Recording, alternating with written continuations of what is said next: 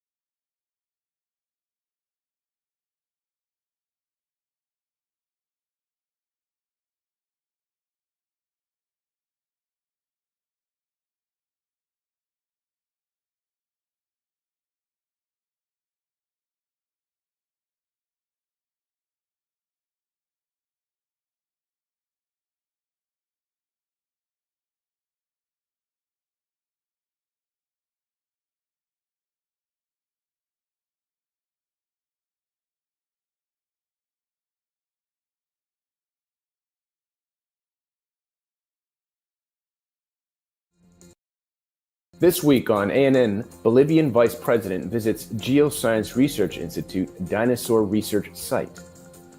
More than 21,000 people joined the Seventh-day Adventist Church in Central America and the Dominican Republic. Plus, find out how you can be a part of the next General Conference session of the Seventh-day Adventist Church. These stories and more coming up.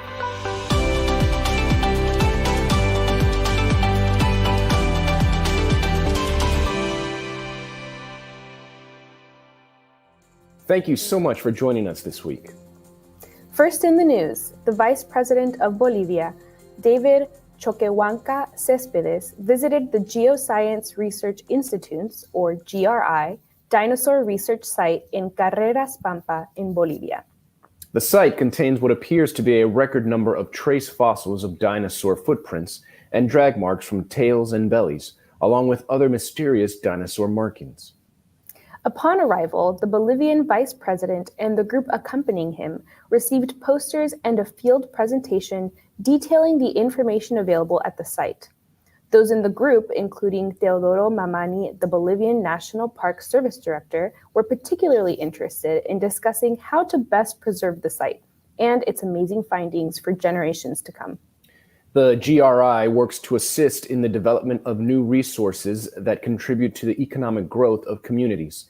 The GRI also works to ensure that Adventist researchers are mentored to professionally investigate the evidences that sites like this provide about the past. The GRI, located in the U.S. state of California, is an institute of the General Conference of Seventh-day Adventists dedicated to the study of issues related to science and faith. The Lucas Oil Stadium in Indianapolis, Indiana, in the United States, hosted the Pathway to Health Mega Clinic event this past week. About 2,400 volunteers registered to support the initiative. The Mega Clinic was able to provide free medical care to those in attendance. According to its organizers, several Adventist health professionals provided services in the areas of primary care, dentistry, radiology, eye care, and much more. The Mega Clinic, originally planned for 2020, had been previously canceled due to the COVID-19 pandemic. In addition to free physical health services, the Mega Clinic offered a packed spiritual program, including worship and praise events and impactful messages from the Word of God. Pathway to Health is a humanitarian, nonprofit organization that, with the help and commitment of volunteers, donors, partners, and the Seventh-day Adventist Church, seeks to spread love inspired by the example of Jesus Christ. Pathways to Health sent us this report of the first day.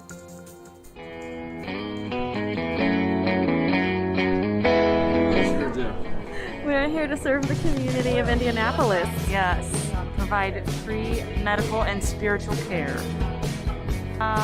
Ready to serve. I think it's going to make a big impact on the community. I think it's going to be a really big blessing, so I'm excited. Yes, I am excited as well. Kind of nervous too because this is my first pathway, but we're looking forward to meeting all these patients and providing as much care as we can. Yes, yes. And bringing them spiritual blessings as well. Amen.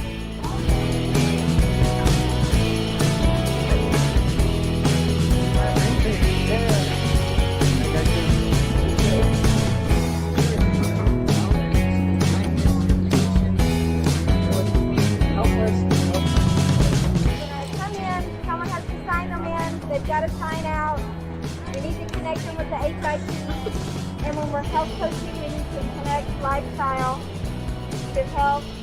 And then we'll use this book to how's your experience been so far? Man, I'm really pumped, but I need to improve my health.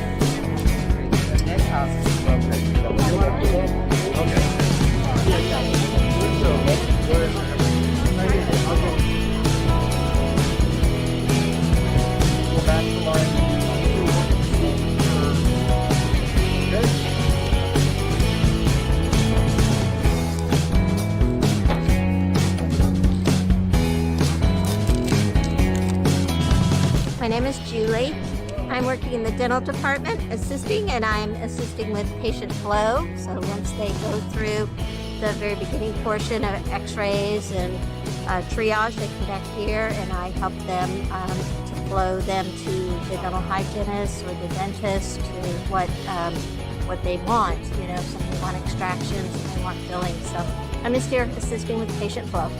Okay, have you done this before? This is my second Pathways. I assisted in the eye care before, so this is my first time in assisting with dental care. Okay, and how does that feel to assist and be part of this project? It's an amazing feeling. It's a blessing to help others. So you did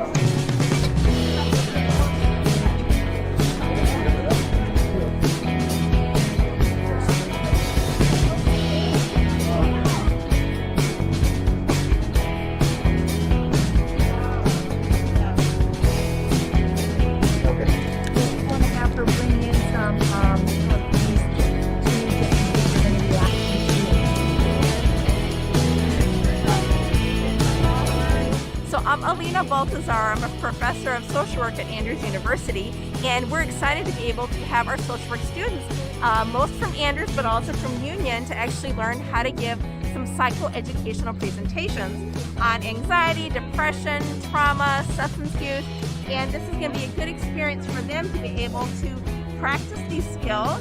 And I love it that they're actually going to be doing these things that I've been developing over the years, to actually see them to be able to take these skills that we've taught them about to actually help the community is really satisfying for me too.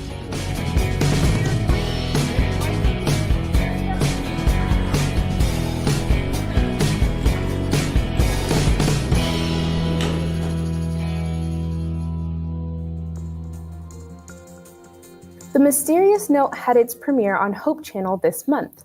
The film was broadcast on DirecTV 368 and the Hope Channel website. Additional showings are scheduled for April 28th. The Mysterious Note is a feature film produced by the North American Division Stewardship Ministries Department and the One Mustard Seed Ministry. Written and directed by Rich Aguilera, the film looks to teach parents and kids what it means to be a good steward of the things God has entrusted to us.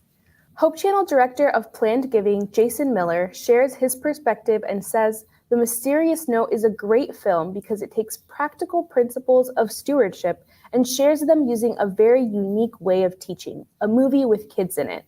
He adds the movie is great for the whole family to watch and can either teach or help remind people of all ages how to take care of the things God has given us.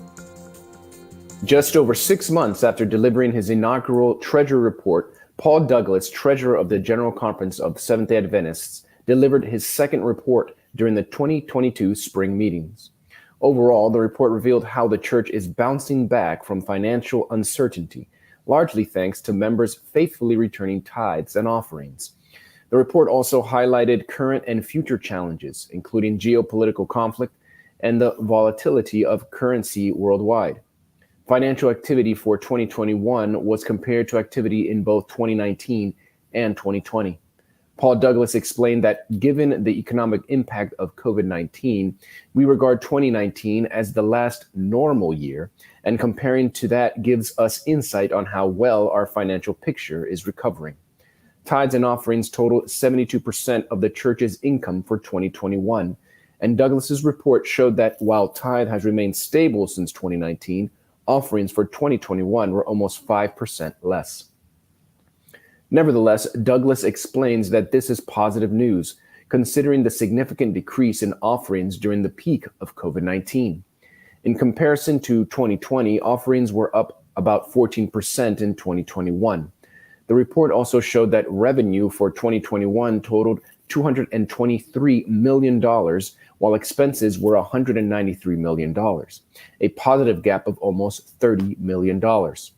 Douglas explained that key drivers behind this result included savings in office operations and positive increases in tithe and offerings in many world fields. He thanked God as he said, "Gratefully, our Lord providentially increased the global tithe to more than $2.6 billion at a time when we had projected the possibility of just $500 million or lower."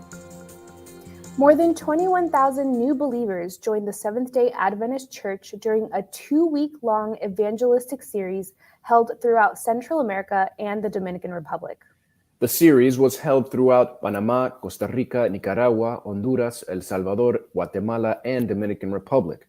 Crowds gathered in large churches, auditoriums, sports fields, outdoor stadiums, and many also watched online. Don't give up, there is still hope was the resounding message heard throughout the 7 countries by keynote speaker Melchor Ferreira. Ferreira is the personal ministries director for the church in this part of the world. He reminded viewers and listeners that even during difficult times, God is near. According to President of the Adventist Church in Inter-America, Ellie Henry, as is evident by those that are joining the church each day, God continues to be in the business of saving souls. Henry thanked the pastors, church elders, laypersons, small group leaders, Bible workers, and everyone who committed to spreading the gospel and doing the legwork necessary to prepare for the regional evangelistic campaign. Henry emphasized that the more than 21,000 baptisms are a great achievement and a wonderful part of this year's centenary celebration for the division.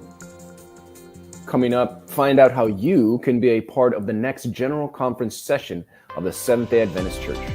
We'll be right back after the break.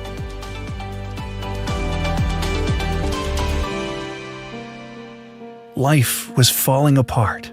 My wife and I were getting a divorce, and I couldn't handle it. Hopelessness filled every waking moment.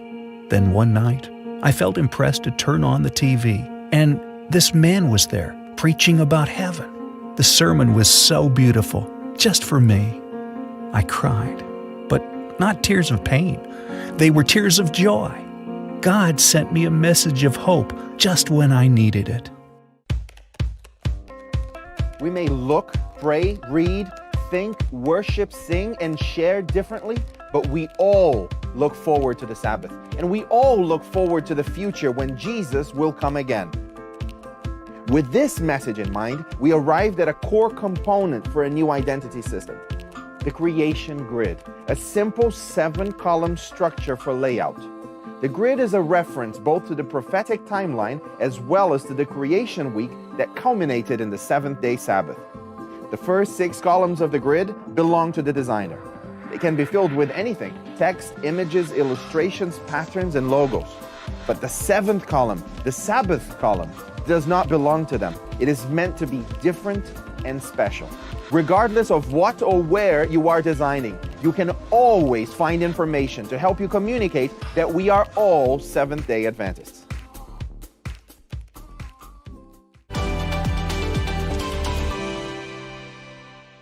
Welcome back.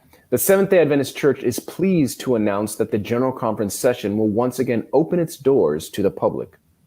All are welcome to attend the business session and evening programs. The GC session is the quinquennial meeting of the Executive Committee of the Seventh-day Adventist Church. This year it will be held in St. Louis, Missouri from June 6th to 11th. Georgia Guaki, the GC session manager, has more details.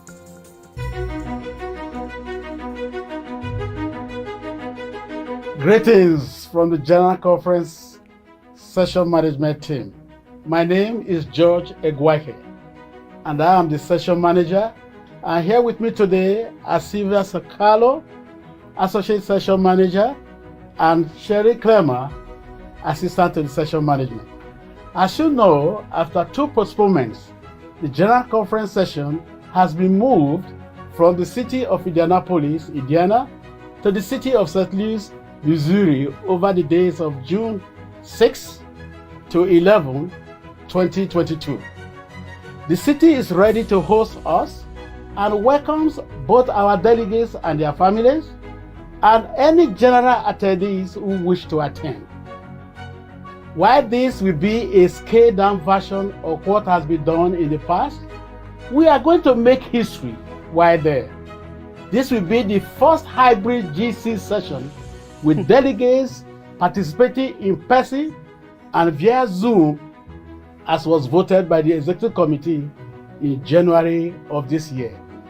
The entire program will also be live streamed on the website, gcsession.org. gcc.org. We hope during these few moments we'll be able to provide information that you may have questions about. Following this presentation, there'll be time for a few questions if needed. Some of you may be wondering about where you will stay during GC session. We have contracted with a number of downtown hotels that are within walking distance for both delegates and technical staff. We also have public rooms available for general attendees wishing to attend in person in the downtown area. Anyone wishing to reserve a public room may go to the session website, gcsession.org, and select the Housing tab. Reservations may be made from there. Once your room has been reserved, you will receive a notification from Jordan where you register that a room has been reserved for you. You will not, however, receive your confirmation from the hotel until the end of May. Please do not worry about this. The rooms have been contracted and will be ready for your arrival in June. Should a change in your reservation be required, you must work through your division housing coordinator. Please do not attempt to make any adjustments to your reservation with the hotel directly. Session management is well aware that food makes an event memorable. It is either good or bad, and that is what will be remembered by attendees. Those of you who were with us in San Antonio in 2015 probably enjoyed the meals very much. Prior to that session, we did a lot of polling in every division to learn what their delegates would like to eat. Menus were created based on our findings, and the caterer there did an amazing job to provide what we requested. We are using the very same menus for the meals this year since they are tried and tested and won your approval. Meal service will begin with the evening meal on Sunday, June 5, which is on-site registration day. There will be noon meals provided Monday through Sabbath and 2 additional evening meals on both Friday and Sabbath. These 9 meals are provided for every delegate and a spouse if they are attending. If you are bringing additional family members, you will need to visit the session website, gcsession.org, and go to the Meals tab. There, you will be able to view the menus and purchase any additional meals that your family will require. Any general attendees may also purchase meal tickets. We strongly recommend pre-purchase of meal tickets as there will be a limited number of meals available for sale during the event. Evening meals for Monday through Thursday will be available on a cash basis in the same food service halls as the noon meals in America's Center, which are halls 3, 4, and 5. Meal hours are from 12:30 to 2 p.m. and 5:30 to 7 p.m. Please be assured that session management will continue to assess the ongoing novel coronavirus COVID-19 pandemic and will follow the guidelines provided by the Center for Disease Control and the local county in St. Louis. All attendees will be encouraged to take appropriate precautions to safeguard your health and those you will encounter during your visit. Final details are underway for session planning in a number of areas as session come closer. We are working in a very unpredictable environment and seek your prayers as we continue moving forward. Coming up, Michael Yonker is here for This Week in Adventist History. But up next, we will talk about the major challenges ADRA faces as it continues to support the vulnerable during the pandemic.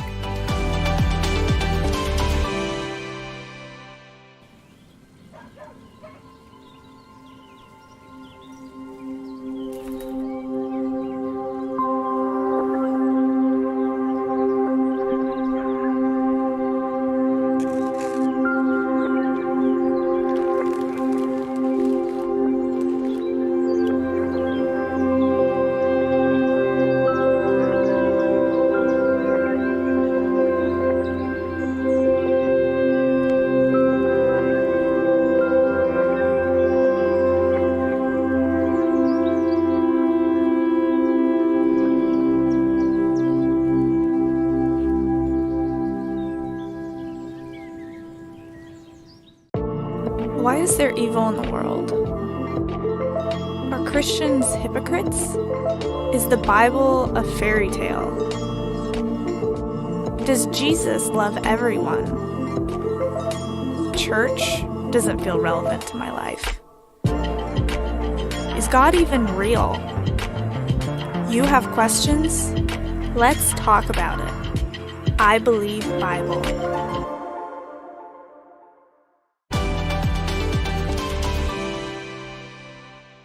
Welcome back. Thank you for staying with us.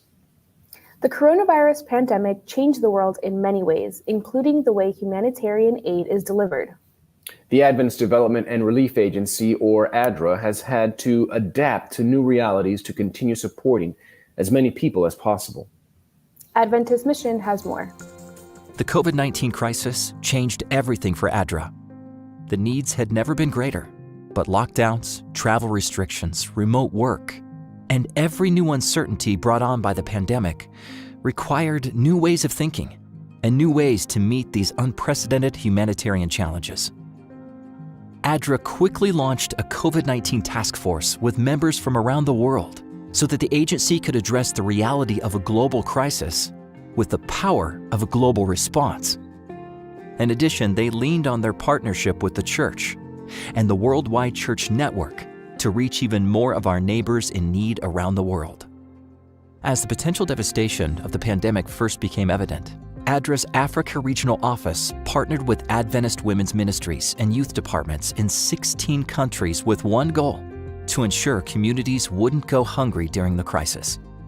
ADRA's expertise and the church's resources came together to train women and young people to plant sustainable household and community gardens. In turn, these volunteers would train others in their communities, as well as provide seeds and gardening tools, and spread awareness about preventing COVID-19 and disaster risk reduction.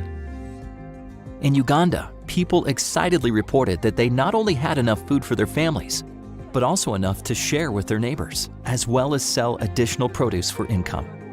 The success of the project in Uganda prompted the church to donate 100,000 hectares of land to ADRA to launch an Adventist Learning and Livelihood Center, where together they can continue to serve many more people in coming years. In Zambia, youth taught local women how to minimize the effects of disasters on the local area. And the women, in turn, taught the youth how to prepare the nutritious food they'd grown together in community gardens. Word continued to spread, and more people wanted to be included.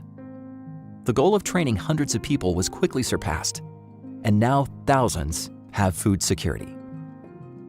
ADRA served close to 20 million people in 96 countries in the first year of the pandemic alone. And now they are working with communities on the next steps to recovery. All over the world, people are gaining awareness and access regarding the COVID-19 vaccines, as well as critical tools, training, and resources to feed their families and build sustainable livelihoods. When India and several neighboring countries in South Asia were hit by a massive surge in COVID-19 cases, ADRA partnered with Seventh-day Adventist medical facilities across the region. In addition to supplying personal protective equipment and other critical resources to hospitals and clinics, one overwhelming need was oxygen. ADRA provided oxygen supplies, including an oxygen generator plant, or OGP, to Metis Adventist Hospital. This OGP allowed the hospital to have its own sustainable source of oxygen for this crisis and beyond. ADRA is currently working on the delivery of 6 more OGPs for medical facilities in India. Hello everyone, this is the oxygen generation plant which is sent by ADRA. We really want to thank ADRA for understanding our need of the hour. When the entire country was battling with a shortage of oxygen supply, we also at Metis Adventist Hospital had these difficulties, and we really want to thank ADRA. Thank you, ADRA.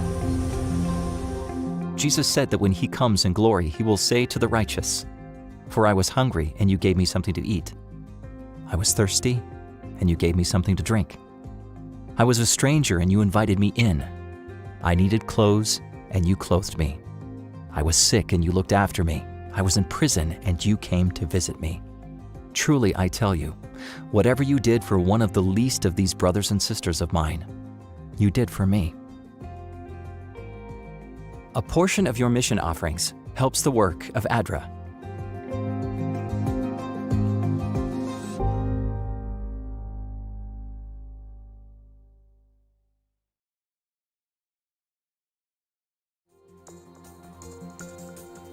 Watch this and other mission stories online by visiting adventistmission.org and clicking on videos at the top. And finally, on today's episode, let's turn to Michael Yonker for a look at Adventist history. This week, we hear about the life of church pioneer Joseph Waggoner. This week in Adventist history, we remember the passing of noted Adventist pioneer Joseph Harvey Waggoner, who passed away on April 17, 1889. Like many of our pioneers, Joseph Waggoner, born in 1820, came from a humble background with little formal education, only about 6 months of schooling. But also like his fellow pioneers, he was a man passionate about self-improvement and learning, and grew to have a good grasp of both Greek and Hebrew in his quest to understand the Scriptures better. A Baptist and editor of a political paper in Baraboo, Wisconsin, prior to joining the Adventist Church in 1852, his skills as an editor were later put to use in his newfound faith. He succeeded James White to guide the Signs of the Times in 1881, and also wrote most of the first issue of the American Sentinel, which began in 1885, focusing on religious liberty. Throwing away his tobacco into his stove on the day he accepted the Sabbath, he was a strong advocate of temperate living and was one of the speakers at the first Seventh-day Adventist camp meeting in the town of Wright, Michigan in 1868. He was also the father of another noted pioneer, Elliot J. Waggoner. That is This Week in Adventist History. Thanks for watching ANN. Join us next week for more news from the headquarters of the Seventh-day Adventist Church. Did you know the Adventist Church has a YouTube channel where you can watch ANN Video, ANN In Depth, and plenty of other amazing videos on prophecy, health, and Bible study? Just go to YouTube and search for the Adventist Church. Make sure you click the subscribe button so you don't miss any new videos. And remember, leave a comment or a prayer request. We have people who are praying for you 24 hours a day, 7 days a week. Before we say goodbye for today, here's some good news from the book of Isaiah, chapter 26, verses 3 and 4. It says, "You will keep in perfect peace all who trust in you, all whose thoughts are fixed on you. Trust in the Lord always, for the Lord God is the eternal rock." That's our program for this week. And remember, you can always visit Adventist.news for daily news and videos. Until next time, God bless. Take care.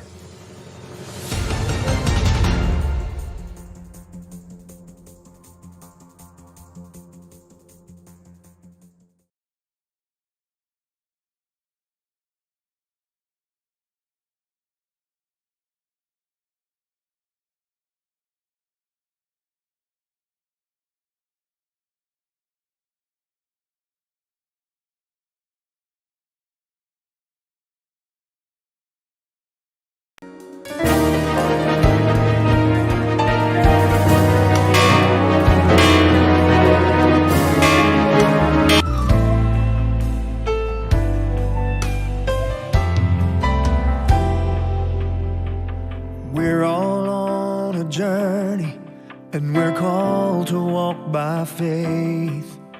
There'll always be the mountains and valleys in our way, but right here in this moment, may our strength be renewed as we recall what God has done and how we've seen Him move. If there's anybody here who's found Him faithful, anybody here who knows He's able, say amen.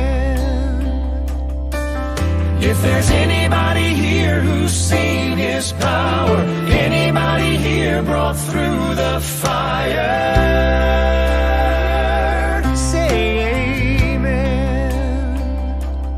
Anybody here found joy in the midst of sorrow, peace in the storm, hope for tomorrow, and you've seen it time and time again, just say amen.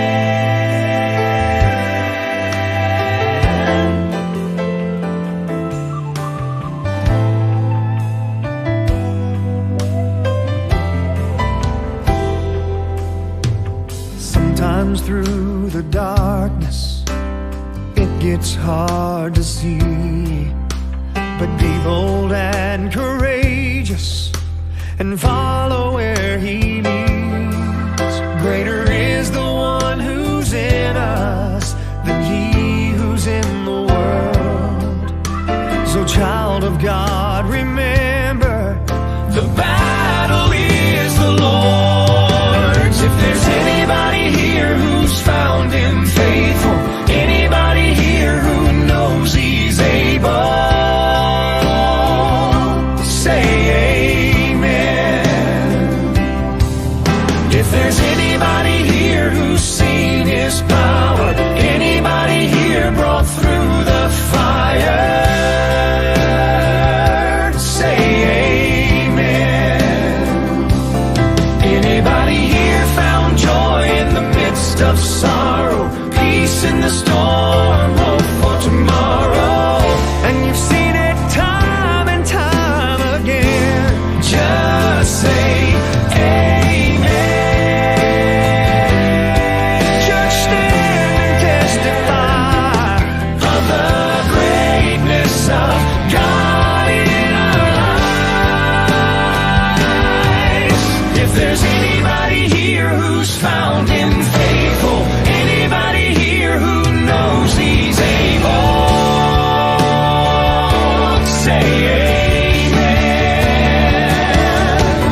If there's anybody here who's seen his power, anybody here brought through the fire, say amen. Anybody here found joy in the midst of sorrow, peace in the storm, hope for tomorrow, and you've seen it time and time again, just say amen. Just say amen. Just say amen.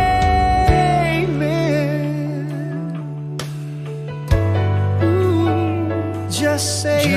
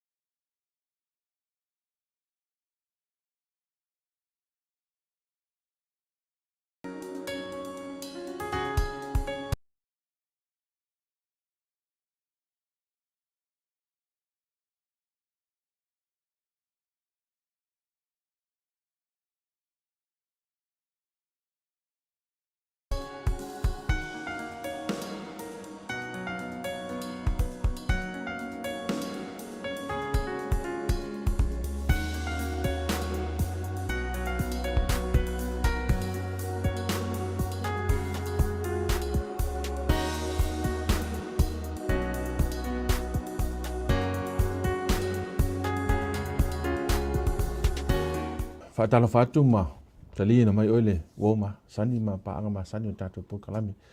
So ina neo tātou purkalama o le sona wha moe moe i lona le sona na ona whaale o tātou o mai e kwata nei ia kwata lona lua tu sanga lua whilua sumale lua o tātou te vi iam whaaftaia le tua.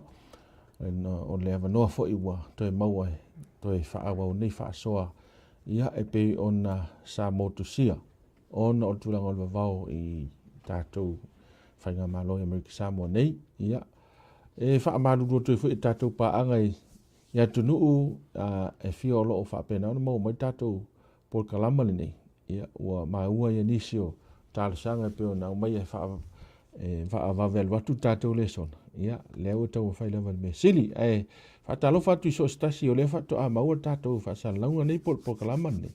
Ia mo teimi mua te lia mani fia o e sofa manu malo i sukariso. Ia e tātou polkalama le nei. Whaatalo whatu fui o ona le tua, whaftai leu sunga utu, whaftai li whaono ino lau teimi tā ua. Alo, nā fo i sunga Chris, alo Chris. Ia, o le a tātou sopolo le tātou whaasoa, o ne uti tātou teimi. O le au whai tātou talo. Whaftai le tua i le avanoe whaasoa i bela o fionga. whaaftai mo le manoa au ngā i fo ima whao ngā o mātu tangata whatau waa. Tālo i le tua le mafta mai o nganga sa wala whaapitoa e le ngate i la tō lo whaafonga mai mo mai. Ai whape fo i whaasoa o ona ma nei le tua i manino i a sili i a whaia lau lava whina ngalo tu sa maua o onga o le mātu talo le ala Yesu. Amene. Tato o tua le sona le neilo na whaa ia o lo o tato wa ai tua i mata upu ono fitu malu ma le iwa. O le a se o tātou wa ai i le mea ne tupu mai o le tau te tala noina tuso ke nese i le kwata le nei. O lo a tātou se o tātou wa ai ai la i le tūlanga e peona i le lolo o ta upu e a fo in le e a fi ai i le lolo i a matūlanga na o mai ai ai peise i o le a whaate taunga lava o tātou le sona. E peona masani ai i wai aso teitasi. Ia o le ase i whaate taunga o ia mena tupu. E pei fo i lao nei tātou mau o tūle iai i le mātai o nai luas fuma le whaa lo no whai upe tōru suma le fitu. Le whapea mai ia lo na whaita wina. Ai pei o na pōnoa e whapea foi pe a sau le atali i o le tangata. Ia, tusa o le atau te waa ai le amatanga. Wa tusa ke nesa tusa amatanga. O le whasi whai tau lea. O le au mai ai le men tupu la matanga mo le fai fa fen tato lo a mutta le laulang fa vela Yesu wa o Yesu la va na upuya e fa pei o po no ya lo ringa la tato tala no ngale si o tato va ili pe fa pe I po no awa e te tau no tato I loa le wingo fa talanga le Yesu pe fa pe I po no ina ia o tato I loa ai ola te miro tato ai mata pena tatou I le teime a fio mai la tiri o tangata. So e tau o tele la le fasi fai tau lea po le fasi fai upu lea na sau no i le ri faola. Ia wa e o ai le ri faola. Ia o le te tonu I le tala le ia. No wa e nisio kerusiano ua le ua le te tonu tala le ia no. E whaapea o le myth. Whaapea o se tala whaatupu fo I lea po se tala fo I wha lea nganga e whaatau ia ai. Wala wale whaamtalanga le Yesu e whaamao ni ai. Ia, e moni whaamaoni le mea na tupu I le taimi o le lolo. Ia, o le asi o tātou a mata. Lau sunga Christian whaina e saunoa mai I le vaenga mo tātou le sona. Wa o le lasi o tātou wawa ipo o le a whape I tonu lava le me ta o le Iona po. Iona po. Noa, le ala le tātou a mata mai le tape nanga. Ia, o le o mai o le lolo. Sa whape I le tape nanga le o mai o le lolo ma tulang whape na. Ia, nā wa whai wa atoto I le whetalenga nā le a Yesu I lana o ngale le Mateo. Ia le afo I le atoanga o le tamirusanga le tanto a mata mai I le afo I le fofoanga. Si tau mai le lolo. Le lolo la le ua fōlinga mai o tasi mai le tanto matua. Ua so o le afo I le li o le tamirusanga o le amatanga o le talaanga o le tangata. O le talaanga o le tangata mai le amatanga na whai le atua o le tangata ina ia whai le ami o tonu. Sa le iai fo I le tangata se manatu e whai le leanga. Ia ai uma ele ia le afo I le whaatatianga o fuafuanga le atua. Ia o tato maua le o le tala. Ia o filifili le tangata e whaalongo I le whaasese. Ia ma filifili e tangata e afo e soli le polo I ngā le tua. So mai te mila nā leo tato vai fo I nei le sona I e tolu leo ma vai atu nei. Tatu tiru le tali le tangata I le tua ma lona whina ngalo. Whata tia mai le tua. Whina wai le ine nefu tangata le whina ngalo le tua ma le amtanga. Whina ngalo le tua ia na whaali upu ia na amatai le wheta lai ngā le tua tangata. Plau umal whatu angai te ai ai. Nongo winga o whaamanuanga umana o whaia mo o sau nia mo o tau. E mo oe. O le la au e lo ai le leima leanga. O le whiri la e o le whina ngalo le tua. O e te ai ai. Nanga o le aso te ai ai. Ia te oti ai. O le lolo la. O le onga mai ngā ta birusanga e whaatau le fionga nā le tua. E re I alu ese a le fionga le tua. Le finangalo le tua mai lana fionga whaali tangata. Ina e lo tangata. O le tongi o langsala. O le oti. E re I whaani ne fua le tua o le mena mai tangata lamtanga. O le tongi o langsala te o le aso ai te ai ai.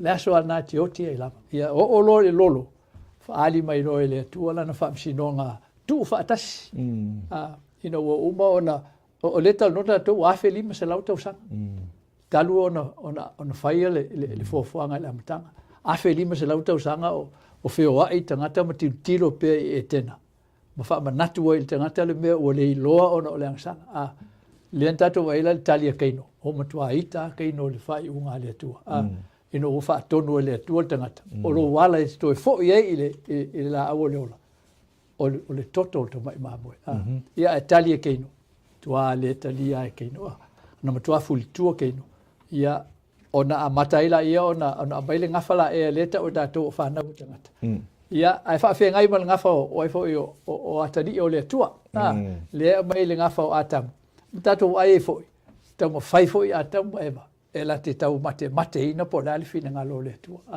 ia ana uma e foi ia e tu tusa mal tau fai nga kai no so le tato ai le ila foi le kenese le o no na mata mai ile il tato su engol vaso nei fa mai le o upole porque nese o no pe on tato ai fa mai wo ina mata ona fa to te leina o tangata il fonga ele ma ua fa na wina e ila tou o afafine. On va ai leo atali o le tua ia fine o tangata. Wala le lei lava ila tou. On fai a vai leo ila tou fine uma. Wala tou loto ia. On fetalai mai leo iova. E le fa vau on fi na o nganga matangata. A wa wana tangata ila tou. A o la tou waso. Se lau ma lufulo tau sanga ia.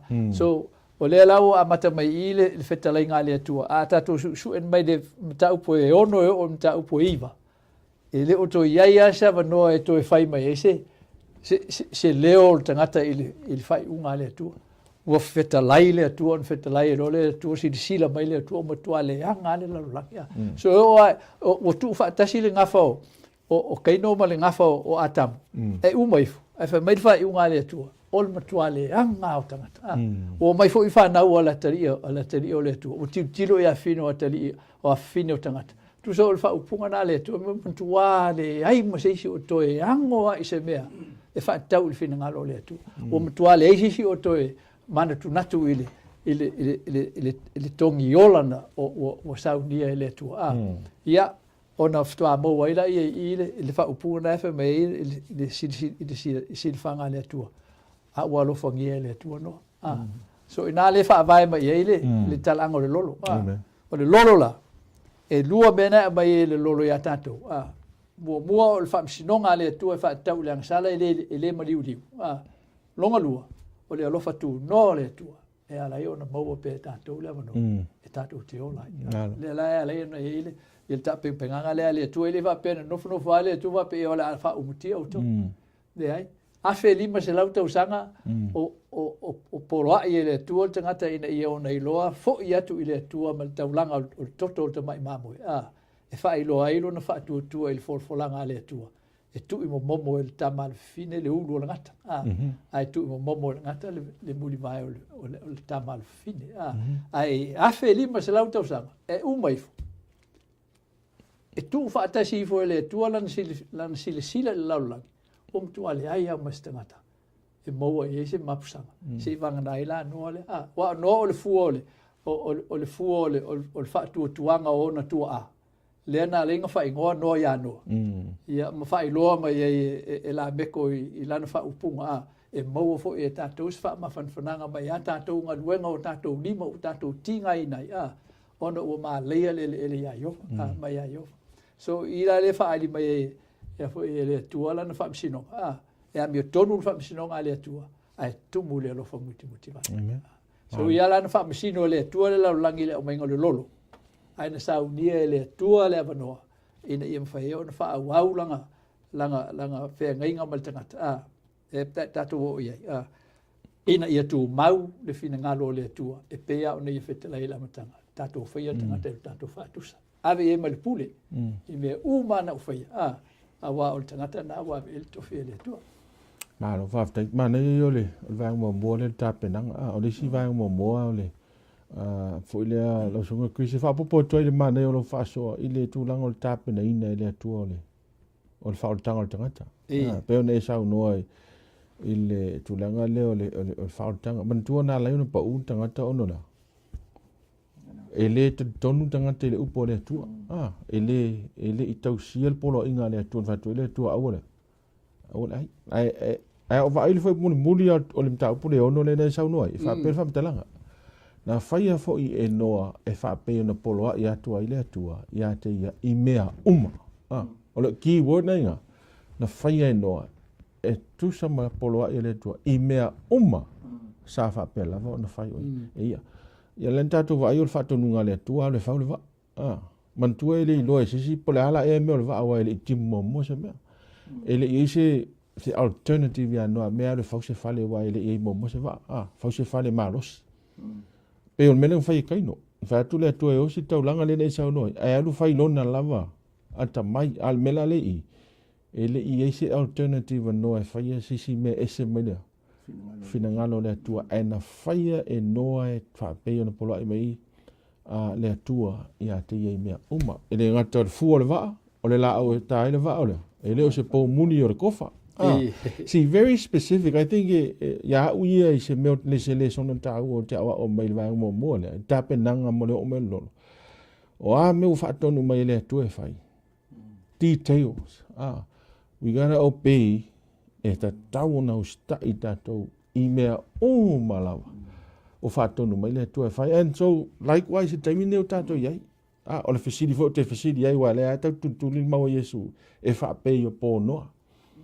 Ia, e le ngatala o le sa usitai ia noa. A o le ustai in details. A wa kako wa il whaunga le wa. E specific a fuanga o mai le tua e lei. E li eise mea ngā whake le ngoa, pe whala I kiki ngoa. E anu wari unga le lenga le mea ngā o mai e le atua e whau ele wa. E whapena fo I teimi neu tātou. E whamata leo I ni mea specific na mai le atua mō tangata o le unga te tauna tā pena I mo le o le whio mai le ri. E te whisili a o e mai tali o e pat o ne umi tātou le sono. Na le o kako details I o le. Ai o le mea nai tauna na maua e tātou I manatu mawhau whaunga mai le a o onga lea. Ma le sona mauma I. Ia tātou si tai mea malawo whai mai ele atua. Ina ia whaasau ina I tātou le o mai o lea. O le aso o lea li. Pei o na whai e no. Ia, male. Ano. Na sunga utu ia te lol vaenga no na lua tātou le sona nai tātou te vai e loe le tūranga le o mai o le lolo. Te lole o le mta po fitu le wa. Wa pe o lo whaasau le se whaasau mai e le whai o polosu mai lua. O lo ta whai ai le mai moanga I whatatau I le whatuatua o noa wa me momoa pe o na tātou suesuena tuso kinese tuso amatanga. O le amatanga o mea uma le se lolo le ieni waa. O se temi momoa lea o le a whau ai au noa ma le mauti noa pe o mai pe le. So a whaatala tātou I se pe atu tātou I se vai o noa. E umai fo le tausanga tasi wa maka ofisiri maka whau pe o ngi le sa hospitala I le tua. Mai whapena fo I le so I le alanga ino le whiau ma le launga ina o le toa whio mai o Yesu. Ua loa ma ua leva o na alanga ina. Ma ua amata o na le iloa Maria tua I mawhauwhau mawhino maloto tangata. Pese I ua ngalo. O le umi o na whaatali. E te whaatala. I le umi tele na whaia noa o vaenga ia. I le whai upe losu mai wale sa e whaso mai na whaia noa mea uma. Ai o loe le amatanga la wale whai upe o mta apoe fitu. Amatoro ino whetalai o vau pio I lea ua tauwi ai e le tua ngā ruenga anoa. E tusa ma whetalai ngā le tua. Whai loe e whamtalanga a le tua. Ia no I nā ulu atu ia oe malo a inga I le waa. Au wa o o le ami o tonu I o luma I le nei tupulanga. O lono winga. O I nei e ta umai ai ia te oi maule tangata ami o tonu. E po le ala vale si o manga o le lalolani. Aua te whaataitai fu oi e. Aua te whaataitai wa o le mea pito I sili o na whainga tangata kerusiano I le so. E le lele lea I to o tele whaatasi ma tangata o le atua. Ai o le temi o tuto o tasi o na o ia au o tumulo wari o tangata o le lalola. E le o tangata la tau tele whaamaoni I le atua malon whinangaro. Matalono sui Maria kwa mawinga. Au nei e tātou te mohi mawinai. Tā ofi ai le atua ia noa. I nei le mata upo I fitu. Mele e tāu ia tāu le whaamtalanga leo lo le. Tu si lua pe te ru mata upo e lua. Le sa le fo e sa le tātou suenga. Fa mele fa mtalanga le lua le Peru le no ta pe lua fa pe lima o le va ala o le fa tau fa mo ala fa tau fa pe va Le lua pete. ia o sila fia ele ali se me la via i mai ia mi o tua ai le fa o so so ai ta o fi ia mi o le anga e o ila so fa masino ina fa sala ina la to no no o le se isi fa mtalanga e mafai ona to ta tala o lo ta o fi le tua le soifua ma le ola ona tangata fa tua ta o to pe ia ila to o ila to te fai la mi o le anga te me fa masina e la so pe tu ai o le ala e o mai e o mai le aso le fa masino nei wa le me pe to sili ona fa no no ine le tala ne o le lo ona ua fai e tangata le ami o le anga e o no ma mata o ma le fefe i le tu o la lo te lo ai wa le mata o le fefe ai ua fai ma le mautino ma me ne lo ua ngalo e la to o le aso e fio mai Yesu ma le fa masino nga le tu le se to e tu ma te te atu i vai ngai ma mele e tau ai wa a fai tau mta o pule fitu o nei e te mai tau nai le fa mtalanga le tu o lava i manu e ave to tonu le va o nei fo e fa mautu ma fa mausalia tili nai e le o me ola uma na fai le tu me ola nga mo tanga tfema o me le lei a to mama le mama no ye o mai e o ti se te mi muli mai le fa so o le so ngol va yaso le ni fai tau no ta pe fitu ai pe o le ata le ai tau me tato e ta o fi ma wina le tuono tanga tani o tong ai fa pe fo ia ila to te fai pele a mi o le anga e ia le tai me fa msini nai ma ngai ke le ia fa so ia le nga kai le o le te mi le o le lolo le tim na ave ia me o le ton o lai to e mai ia ata o le fo ngai na wai man tu le le so no a fe di meselau tu sanga mai te mi o le fo nga so le la to e fa mama o mai le tu la na fo wa le la fa sala ina umma pe wo fa muta le abi o le anga i ia ai to e fa fo le to va ia to le fa o le fo nga le to mai ia lai i me ola tai fitu tai lua o le man fa fini se tu lo o le tane male fa fini o pu ia ngan le to fa fo le tu le la o ni foi ta mai o to e fa matia le tu me na fo ina ia se amatanga fo no inga e te mi fa tanga ia le tua i tatou te ui i me whainga tamati ngā ina e sau i whafo ua e se amatanga fo i leo la e se me tupu fua o se amatanga fo le mo tanga taunga ale wale isi vesi le tula e man mafau fau e se ana fa o le tu le lolo lala ia o le tali ua apa mai le tu ono sisi la mai le tu le ato i fa le anga tangata le tangata o le na ia whainga ma sisi o mang o le awala la na tau fie le tua le foi la ile so po le ala vale le fe vesia i mafau fau tangata tono le tau ala so ni o mai la ngai o le tua fa o mai na ta le o mai na se ma o se me tau fa ni kilia ni no po o le tua na te fa o mai na na fa na fa ma na ia te le fa so na ia la sunga Chris o le ungo le lolo le wo o te tatu fa so le tatu o man kene se fitu pe o fai ungo kene se fitu anga ia tu kene se var io o le fai ungo la lolo o le afo o le te mila e an toi mo wela ma no tanga tai le loftu no le amen ma le tatu te vai le afo ile moli maul te mo lolo na matua manu malo le vai le lalo langi e se furu ma le lima kupita e ta uma inai le moli mau nga ale fio ale tua le fa mautinoanga le tua oni e se betasi e sao me e ele mana vola nanga na fai al upo le tua o me uma ele mana vola te fa umti io ia on fa uma le lolo pe fa upo na lu fulu ke ne sena e fitu na fa uma le ola o me uma sai ele mana vola le ola io la to ponga isu i me uma sai ele matutu na fa o tio me o uma sai fonga ele o tangata manu mai fa o me fetolofi a to man fe le fa o tia i la to ai le lalang na o noa ile mai la to sai le va mai o toi Sa malo le vai le langi i ona aso e se lau ma le lima ngafu. Se tau mai upu yo le fionga le atua le afo i le matau tia o le to sa o le amio tono le tua fa sanga le angsala. Sa manatu ma mal te lo tangata o ia eva ma atamuli. I le polo inga le tua o te lu ai la au i lo ai le lima le o me le so le ai fa ta bilo i tal noanga fo ia tangata me.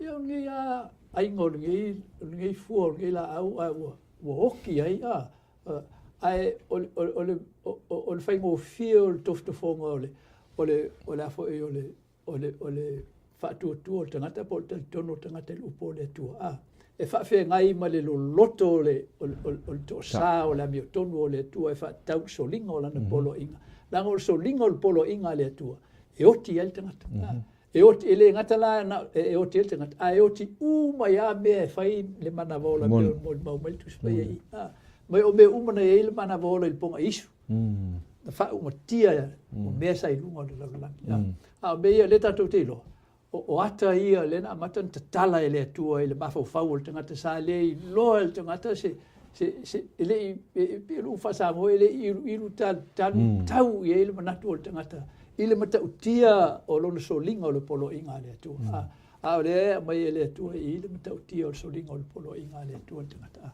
e fai lo mai ele tua e tatou le ave ma ina le tua le le anga sala i lana fuafuanga so le anga sala o le fili mata utia e matua ino e ile tua ele se me ngata mai ele ino le tua le me anga sala be foi le mata utia singo nga le tua tangata e a foi e tau tala il swafo o yo pe on ta wo il sa no ngal fe wa te lo tangata foi ye a na la to lo o le ese o le tau loa le ola fa le a tumu tangata pe e pe o te mina e a foi fa ali e winga fa le a ana oilo ia ele se me ngata mai e au tau suanga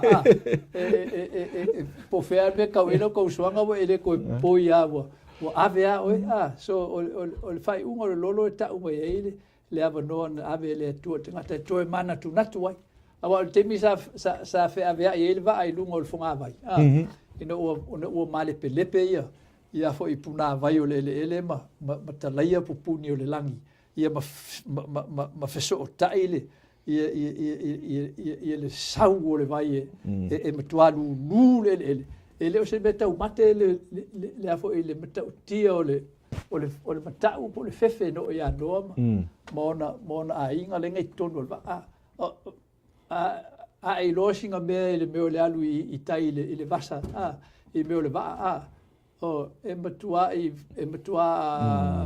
tua e pala ai pe o te mi e sa wele ngalu e matua ia o ngai kama inga le va le ka nga ko ki fa se la fuku le umi o ko se va ke de ia ana matua lu wa ma fa le lolo le na mai le tu e ka ko ma fa lolo pe nga ma fa ka ko pe o se lolo ho le kafe mai le vai lolo vai ai a warkele ma ale ai o le lolo le ka ngo e ka ko ye kire se me ka uma ke mo fa longa ho ngo o kai solo pe i lungo le va ama so le ka uma le fefe nga mo le va ngo e ko manga ku ngaku e ka ka il maka ki on ko sa le ko fa sanga le angsala nga la ngonga ngo e ko ngol va le va le nga le nga sa ngo o le va nga fai ngo e ku sai ma fa ko ngo anga le uskai la ngo e ku sai ma mai ai nga uma pakingo ave ele ku el fa ngo le va ele o la ngo e ma le pe va fa mo ki ai ngo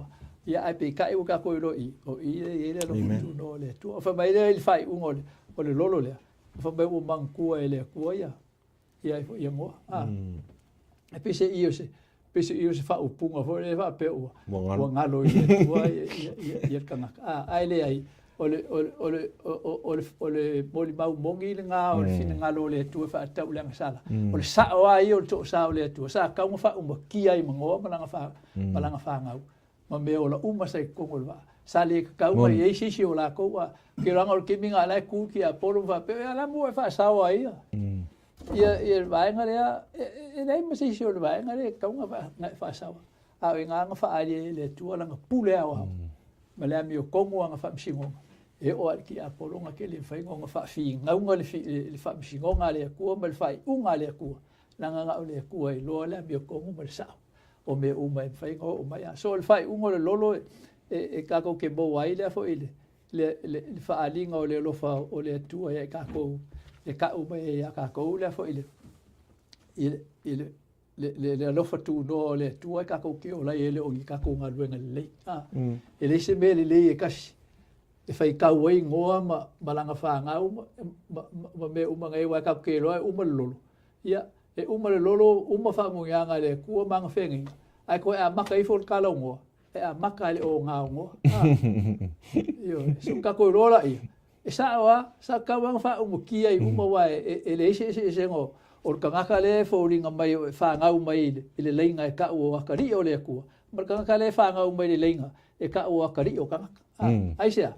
Anga sala uma pe o mai kuspai o anga sala ka ko uma le si au le vi ngau le tua Taudele. Ma nei te le faso. Is me fiso no. Ya ko fe fa pipi I lava. I le mai moanga le fe mo mta po balu o se tasi le o so fa tau e se le e mafai ona fa ali liu se ina e le tangata pe na le mamlama wa mana tua ele tua no o le wa temine o fa ngai nei le fa tau le I tuspai ai muli ane to fa ngai le tua ina o mana tua le tua Aperila amo I le temine mo so to mama ko mo fa tau ya lota la lo ye e te mo te nese lo sumariva fa pa sumariva me o to mana tua le tua Aperila amo ina o fa tama yeso to mama ko mo le mele sa fili ia lota ya lu ia ina ua vai o la ua fa no ele ngata nana to fa ngari so fa tau lava nei o mana tua le tua ina ua mana tua le tua a rasela mana tua o rasela o le isi le va a Jacopo e lua malea a rasela le na pa ele fa na ai fa mai fa mtalanga e te mo mta po tos frutos so kinesi a no fa pelo su malo o mana tua fo rasela le tua o fa fo ile tua ya te ia o fa na wina ia o no ngai se isi fa mtalanga ole mai moanga I nei pa fa te vai le tala e fa tau ya no male lolo na ave uma le tua le fu le va ave uma le tua me ave tono le va ai le ta ua ia le tua le me sa o fa fo male va ai e uia ile ai na fa ia le tiute male nga luenga no ole fa le o reva sau fa le ai le fa ia le tua ai le fa ia na ia nga luenga ai le fetala ia le tua ai vai fo ia rasela ile temi atua na tatalo ai ia rasela ile tua mo se tama e fa esele luma malona ma ina o fa fonga la le tua fa mero fa mtalanga tu spaia ona mana tua lo le tua o rasela ele ngalo le tua ai o le fa manatu martu e fa pe la mu tato le so e ia temi tato telefia tatalo ai e kele mo ko ele o sa mo so fika kalo o temi na si le temi na to mo to e tatalo ile tua wa mata na fa fi mai a pololo ngona e fa vai o mai le so tal e te mi to e le ke fe ka fe to tu spai te mi na no mi tu se pe e ia mai moanga e te tawa na so tai pe ai le tua wa e mana tua e le tua lu tanga te le ngalo le tua ai o lo fa mana tu so i le tua pe fa va fa ngau o lo tu ya ma tu ia pa pe o so mo ngalo skamane ai mana tu na tanga ai o mana tua le na ele tua o te talo ma va ma le ya no ai ta ua ia be so fa tau le mene ta ko va e mana tua ele tua ia no pe fo yo no mana tua ta to le so amen ole le wo o tuneta tu fa so ile feringa o e lua ia mai ngol feringa la le ta te va vai si so no feringa mo le na no sia ina ua tutal va e bato ai le pa matu ia vai mo mo le lo mai ke ne se ono fa po suma va vai mo le o le fenga nga ino fa pet fa talanga ale tua ai o te fa tu mo wina la fenga nga mo oe e te ulu atu fo ile va o oe mo watali ma la wa va a toa ma va o watali fa tasi mo oe ma le tua le fa le fenga nga le tua ma no a o le samali no fenga va o lo wina fa la ngolango le fa a tausi le va nga no o le va ngol o le fa tino o le fa wino le va o le va nga na no ai ia faia e le faia la e fa lango I me va ai fa lango no fa tu ile tu mana fo fola le na tausi le la o man ta pe fit fa melo fe tala lo le tu ia o mai lo la melo fa na lea ua whaatau no le whenga le vaenga mo le na e ulu fale i totonu. Ai o au i linga po a inga o le whenga lea. E whaatu a whaia ina wa le lolo. Ina wa uma e te mai wa ina i le kenesem ka upa iwa. Whai upa valu ma whai upa iwa. Mai o whetala tu fo ile atua ia noa mo na tali i whaatasi mai ia. Lo whaape atu whaauta o au o te whaatu mawina la o whenga ma o tau. Ma o tau whanau pe ama vai atu o torono winga. E le o ngata i nei ia noa mala na whanau. Ai whai mai whaamutalanga le tua e o e tupulanga le muli mai. O te whaatu mawina i le whenga lea ma o tau. O le memo mua na whaia noa ina waru e se mai manewa. O le whaia o le tauranga. E toi ave i tātou i le teima le fuafuanga. O le memo mua na whea ngai ma atamu ma eva. O le sapati o le tua tāpua iei. E ronginga. O le alawa e sosoloa i le leina o le fuafuanga i le amatanga o le ipau. A toi ma le toi a fuafuaina le atua le lalolangi. O wana umaloa o le teime mua na sa i whafonoa. Na ia whaia le taulanga i le atua. Na ia whaia i manu mama. Ai whapena fo i pato i tepa i le fuafuanga. Ona o umana whaia le tangata i le aso ono. I le whamtalanga le kenese mo mofa i patosu mata whai mai whaisia si latu le tua o matua le le. So so oro me aso fitu o le aso o le sapati e tapu ai ia le tangata i le tua. Ai o le teimile na whataunu inai po le vaenga mua le po le mai moanga le. E whatatau i le vaenga mua le whengaina le na whaia le tua a tuai manoa. Malo. O le vaenga lo lua le whengaina la sunga Chris? Ia, o le vaenga lo lua la le e wha umamai i le tatou mtaupu le iwa ron whai upu e whai e sifu malfitu. E whai mai o le atua, whetalai atu le atua ia noa. O le whai longa le nei o le whengainga o whaatu mawina e au. Ma mea o la uma, o i le laulangi. O le vaenga la e lua o le whengainga le atua, o le whengainga osia le atua ma ana fuafuanga i le laulangi. E au fia ia me uma lo iai. E au fia i ma le tangataola, au fia i ma mea o la uma. O le tauto ngā le atua. Mai le teimi na whai le atua i le fuafuanga mai le amatanga. E whaatu mawina le i le afo i le pule al tangata. A wā na whai le atua le tangata i lo na whaatusa. So le tautonga nā le atua i le mwhai antu alu e se le atua. Tatu e vai nei fo i le whaasolonga o tātu le sona i lo lumana. I le whaawa uina o vaenga i o le whengainga le atua. Mau ngā tūpulanga e so o mai pēr uma noa mala na whanau. Ma whanau o whanau noa. Le la tātou tilo fo i ai le lon whaasolonga. O le tautonga nā le atua. Ina ia whaolaina le tangata. Ai le whaolaina le tangata i niana ngā luenga le lei. Ai whaolaina le tangata i le alofitu noa le atua. Le alein wha mai patino a le atua o au. O au e whaia le whailonga. O au fo i e whaatu mawina. Whaatu mawina ia le whengainga ma mea o la uma o i le laulangi. So le atua e ana le afo i le pule awa o nā leina whai me uma le amatanga. O le atua fo e le pule awa o whaamisino ngā mea tonu. E sao ma tonu. E le maua lava i sisi le nā fuafuanga. O le mea e le tau awa o tātou e le atua nei e tātou iloa. O nā leanga o pe o tā ua me le amatanga o tātou le sona.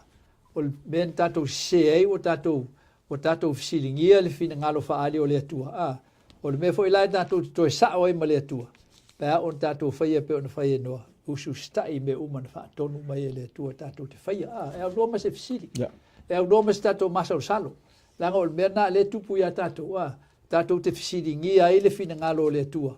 Ia, ona tātou whilufi sasi ai la ia le osinga o le whengainga le atua i ona vaenga i e lua. O le vaenga mua le osinga whengainga le atua o le whengainga patino le atua ma oi.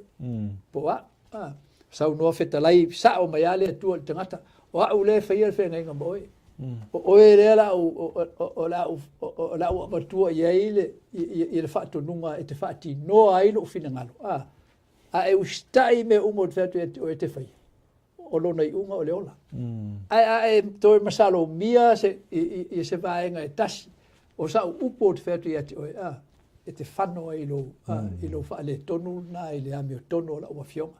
Ona i e whaali mei a tātou. E le aia singtama i le lei o i tonu o i tātou. E tate fiu e tau sue. E umai alo ola i lo tau whai e tau sue sa umea le lei e watu i lumo o le atua.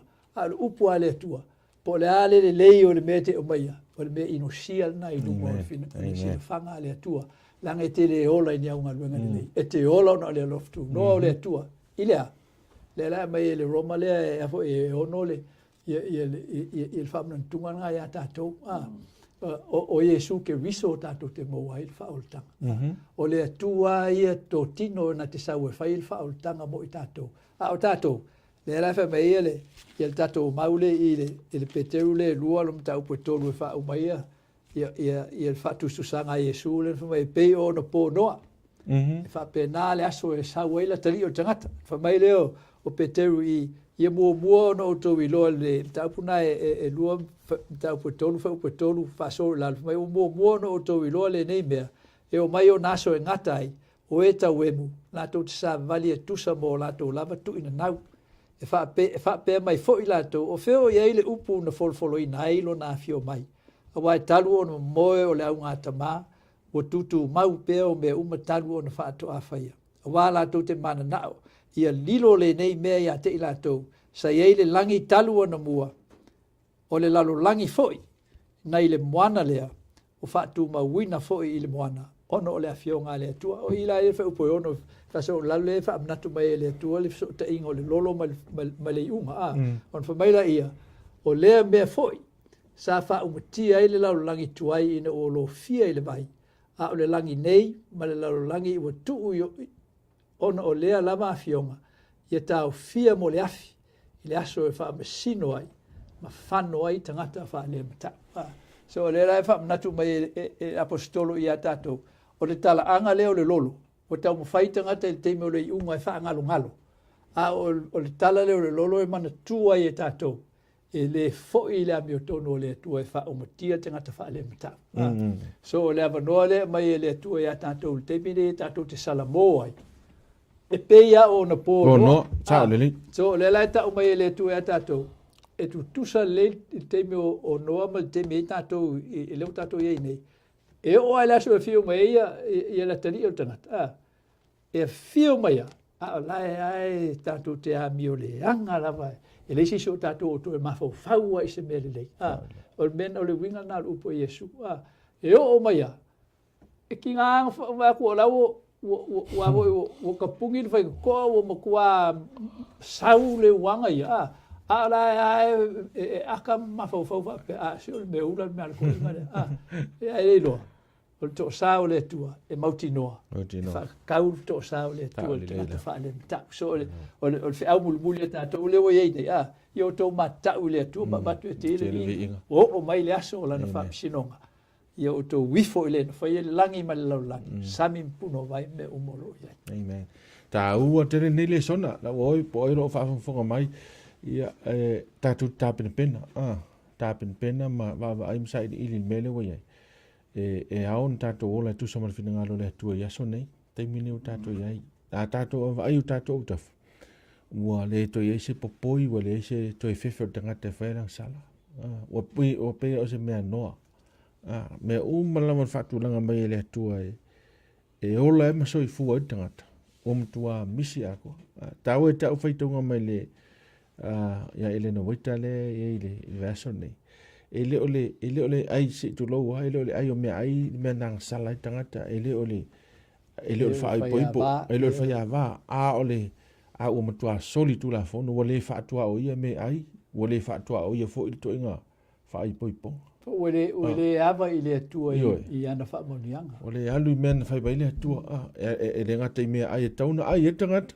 O to inga whaapoiponga e tauna, whai poiponi tangata. Ia maisi a mei e tātou te ilo. Ua alu whaasoro atoa. Ua le ai se fefe i le atua. Me le tau ai le toi alanga i le whiau o tuso whaalinga. Ia ngelu. Ia utou mata tau i le atua ma watu. Ma ifo i le atua ma watu i a te ilwi. So, whamonio mai le tual tātou whaasoa, ia, ma veo se le sona tāua mo oi. Ia wani o la se whio mai le li. La te ata il mena te iei te rik tāpena. Mai sa uni au ai. Pei ona pō noa, ia, whapena le whio mai le li. La tātou talo. No mātu ta mau le langi whaaftai mo le ave noa, whaasoa lo fina ngalo. Watu inatu fo i lau upu. Ia, latu ma le mana. Ia wani pa ufua i so se tasi. Ia ai fina ngalo. Ma loto ua whaafonga i lau whionga. Ina ia whaola ina i mātou umalawa.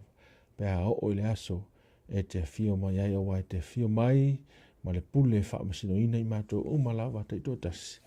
E tusa malana sa whai. Ia, whaaftai le ne, wanoa ia tu maua tu ia tu ele vi inga, ono i Yesu. Amen.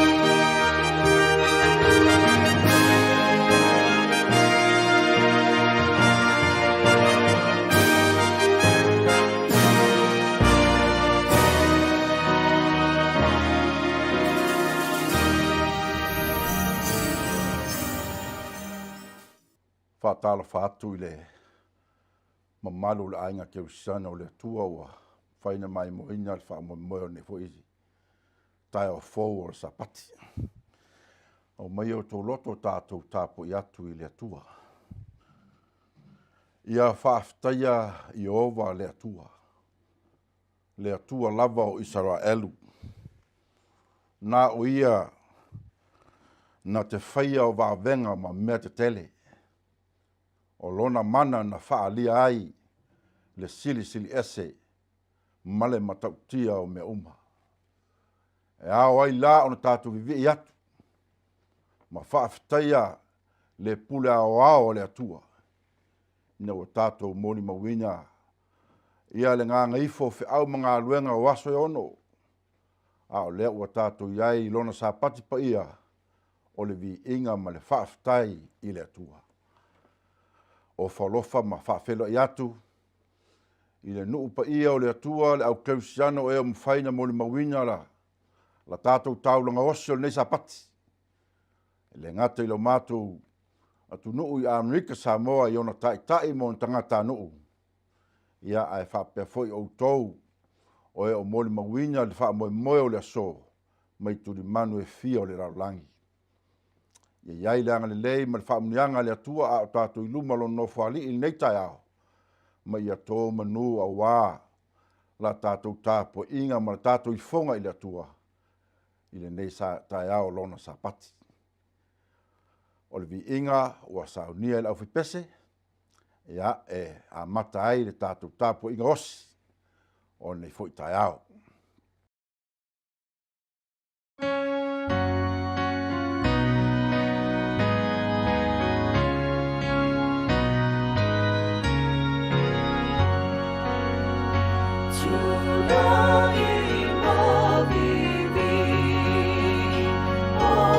Oh,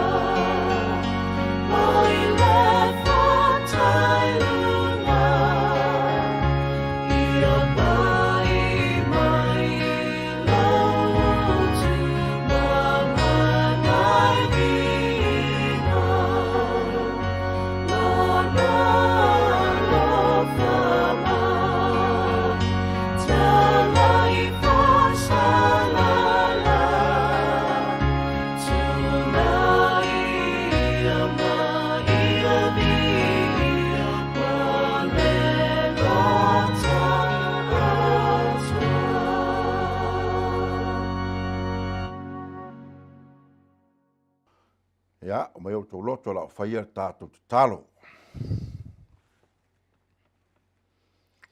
Lea tua silisili e se,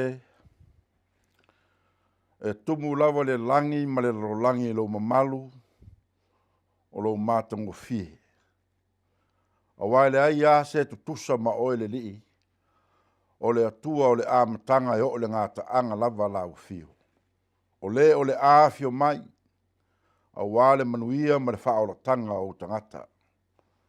Mātou whaaftai le atua, wa mātou maua nei awa noa whaaptoa e, ma moli atua i le mātou tāu langa o wha ne enga, tāu langa o vi inga, tāu langa o le wha manu ma le whaaftai, o mea te tele ma le mātango o fie le atua, e te tausia i pe i mātou i le aso ma le aso. Wa i umane manuia fe au mga aluenga o aso e ono, a le tai ao le nei o lo sapati, e mamoli atu ai o mātangata ngasala i luma o lau fio, wha mole mole. Ia e wha manuia mai i a te mātou se au wala wha aptoa. Soa soni mai lo mātou vai vai, fe soa soni mai o mātou wha fita auli ma ti ngāo le o langa le nei. Wha mālolo ina o mātou mai le atua. Mātou te talo i lo alofa ngia lo mātou atunu. Iou tai mo tangata anu uma, maisel au keusiano lalulangi. O whainga tā ma ti ngā o fsa ngai mai mātou le o langa le nei. Ele ai ia se mea lilo i le sila whanga pa ia la o fio. Ao le mātou te talo i le whaatua tua le li ie, alofa mai ma fsoa son mai. Mātou iai whainga tā, o wha mai o le lolangi e peo na ngā pāti ai o tangata. Lele ie, wha mālolo ina i o tangata i se awala wha toa. Silina e wha manuia i la tō o ngāru lue mo le sāo le mu o le nei tunu. Le ngata i a inga, o nuu mā fioanga o whare mai ma whare pui pui, ma so se no foanga le atua, mātou te mori mauai ma ngālulu ai mo tala o lau whaotanga. O ai nisi o mawhatia, whainga tā ma ti ngā o le so, ia pai atu iai a ao wha malo lo lau fio. O ai nisi o wsa ngai ma le loi mata malingi ono le oti, o lau lava lea fina ngalo, ua na o oe le atua e te whesoa soni atu. Ia e anga le lei mai, ma e wha manuia mai i o tangata, a o mātou wifo ma tā pua i lau fio ni fo i tai ao. Pea au ina mātou wha longo o wha soina lo fina ngalo o tuspa ia, a veo se au wala i ti mai ai ma whautua ina ai o mātou o langa.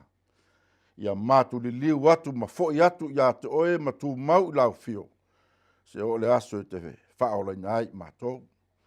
Ia manuia i lau uma, mōli mawina nei tau langa o nei tai ao, le momole atu fo nei fe au ya la ata ma fe so ta inga la langi ia mamana me umai lo lofa ma to lava le ainga to ilalo se malang sala fa mole le atua ia e fa mangalo mai ma to o lo lava ma liu fa lava au sa tolo o lau ngā ruenga tongi ola lea i o mātu tangata ia tadia mai le mātu talo il suafa manu malo o Yesu Kristo le o mātou wole mbal au to nei. Amen. Ja, sa va no tau nei o le a. Fa mau popoina foi e tatu tau langa masani. Le tau langa fa tai le tua o no le ola me malosi. Ai mai se tatu sfuluai. Ia a wale ngā ruenga pa ia le tua. Tu sa lava po tatu ainga. Tātou te whaia lava le mesile tusa ma le fina ngalo pa ia o le lii. Alter course 10 degrees south. Alter your course 10 degrees north. Alter your course 10 degrees south. I am the captain. Alter your course 10 degrees north. I am Seaman 3rd Class Jones. Alter your course 10 degrees south. I am a battleship. Alter your course 10 degrees north. I am a lighthouse. It is always risky not to acknowledge who is in charge, who is commanding, who is the Lord. That is why our Creator pleads with His children. A son honors his father, and a servant his master. If then I am the father, where is my honor due me? If I am a master, where is the respect due me? Says the Lord Almighty. And He keeps appealing to His people to acknowledge Him as master. Return to me, and I will return to you. Hearing the call, the people responded, How are we to return? And the master's response couldn't be clearer. He reminds His people that one way that they had departed from Him was by robbing Him in tithes and offerings. No mincing words here. This also implies that every true initiative to return to God will also include a return to the practice of regularly tithing and bringing offerings, as regularly as He blesses us with an income or increase. The tithes and regular offerings, which we call promise, should be given as an act of worship, a sign of allegiance. On the other hand, each time we consider money as our source of status, protection, security, and even love, we elevate it to the rank of Lord in the place of the real Lord. We allow money to compete with God for the position of Lord. The system of tithing was established as a regular reminder about who is in charge, who is the Lord and Master. As we worship God with our tithe and promise, let us bow our heads and confess Him as our Lord and Master. May we put our desires last and God first.